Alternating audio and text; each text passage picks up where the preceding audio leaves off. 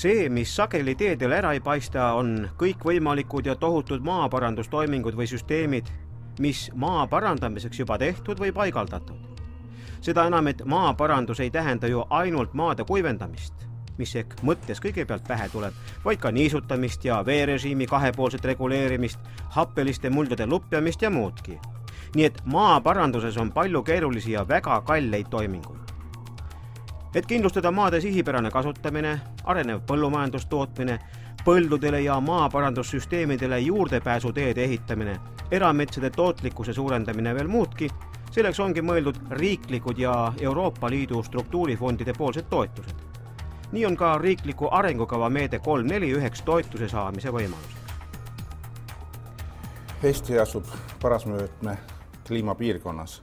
See tähendab seda, et kui osa riike räägib siin ülekuivusest ja suurest vihmutusest, siis kuivendamises Eesti on just täpselt selle piiri peal, kus on vaja kuivendada, on ka vahest vaja võidelda üleujutustega ja samas on ka suvesid, kus tuleb vihmutada ja tuleb need korrastada. Aegade jooksul siin aastakümneid tagasi on tehtud küllaltki kolossaalne töö maaparandustööde käigus, kuid nende iga või ütleme niimoodi, et nende süsteemi töökindlus hakkab aegapisi vananema ja seda on vaja uuendada, seda on vaja rekonstrueerida ja see ongi meie praegune põhiülesanne, et põlluharija ja maakasutaja saaks sealt korraliku saagi ja ei peaks kannatama selle maa kvaliteedi pärast oma kallite masinatega põllu peal saagi kadusid ja lisakulusid tegema. Suurepärane näide on selle kõige osas Laheotsa talu Harjumaal, mis eelkõige tuntud kui suur kartuli- ja porgandi kasvataja. Siinsed maad on nii Määra kui Laane maaparandusühistu all. Ja ringi sõites tundub, et selles kandis parandamata maad üldse polegi. Pealekauba on mõnelgi pool peale parandamist mõnigi koht saanud lausa esteetilise lisakujunduse, nagu siingi, kus 88 hektaril kasvamas porgand kartul on, nagu isegi näete, parandatud teede ääred puha kaskedega palistatud. See objekti me alustasime eelmine aasta ta valmis ja selle aasta on ta kultuuride all. Aga see oli nüüd rekonstrueeritud objekt, ennem seda oli tehtud majandite aegne drenaas, veel ennem seda tõmmati jossidega kraavid sisse ja veel ennem seda oli ta, mitte küll täies ulatuses, oli ta siis juba esimese Eesti Vabariigi aeg talunike poolt üles haritud osa sellest. Mida see maaparandus siis siinsetel aladel üldse tähendab?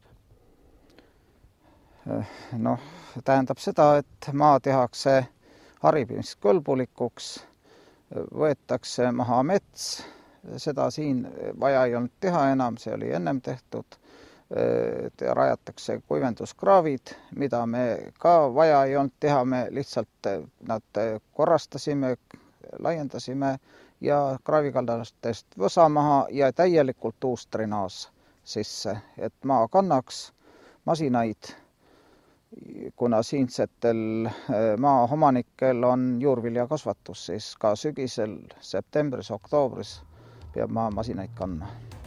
Nii on siia Sinema objektile Määra maaparandusühistu kaudu meetme 3.4 alt saadud 6 miljonit krooni toetust.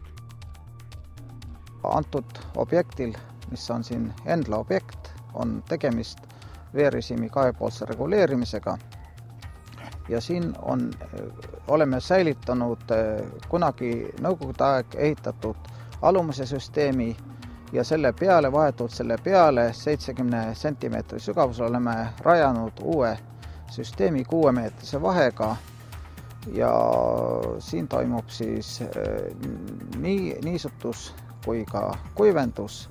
Niisutusvesi juhitakse siis 2 erineval moel süsteemi. Üks võimalus on, et paisutamise teel tõstetakse ülemises kraavis vesi nii kõrgele, et vesi jookseb läbi treenitorude alumesse kraavi. Ja teine võimalus on pumpamise teel, kus ei ole paisutus võimalik, et on kraavidesse pandud väikesed pumbad ja pumpavad nad siis vee treenidesse jaotustorustiku kaudu ja allpool on jälle siis vaba väljavool. ja üritame seda vett siis ka korduvalt kasutada, on olemas vastavad paisregulaatorid. Kui vett on vähe, siis me saame selle vee ringkasutada, mis alt välja jookseb, kui jookseb. Vaat siis millised keerulised süsteemid maa all mulla sees, millest tavaline mööduja midagi aimatagi ei oska. Kui palju siis siia seda meetme 3-4 toetust sai? Objektid on suured, antud objekt on siin juba üle 100 hektari, et siia on küsitud maksimaalsuuruses, mis oli võimalik, see on 6 miljoni krooni ulatuses samuti. Kuid mis järv tuleb siis siia Määra ja Laane maaparandusühistu ühisobjektile? Veehoidlat on muidugi vaja sellepärast, et saada kuival ajal vett, kuna meil Kloostri jõgi on küll olemas ja jookseb siit Padise kloostri alt läbi ka, aga kahjuks on suveperioodil perioode, kus sealt me peaaegu tilkagi ei saa, kuna veekaitse või veeloaga on ette nähtud, et 24 liitrit sekundis peab edasi minema, siis kui on seda vähem, siis me vett ei saa. Samuti on ebapiisav allika vee hulk, mida saame kasutada, nii et siis võtame reservuaarist. Kas sellest veehoidlast peab siis jätkuma kõikidele teie ümberkaudsetele põldudele? Jätkub umbes 20 päevaks, aga juhul, kui ikka mingi osa tuleb mujalt ka, siis ka kauemaks. Aga sellel 100 hektarilisel ja ilmselt Eesti ühel suuremal põllul käib hoopis iseäraline tegevus. 350 hobujõuline vent veab üht erilist agregaati, Atra, millel laservastuvõtja, mis saab signaali põllul olevalt lasersaatjalt. Ikka selleks, et reguleerida või hoida toru või vooliku maasse panekul automaatselt vajalikku kallet. Nii et 1300 meetri pikkuse vao jooksul saab maasse pandav toru sentimeetrite haaval kogu aeg kallet sügavamale või allapoole juurde, et vesi ikka hiljem ühest kraavi otsast teisele poole maal korralikult läbi jookseks.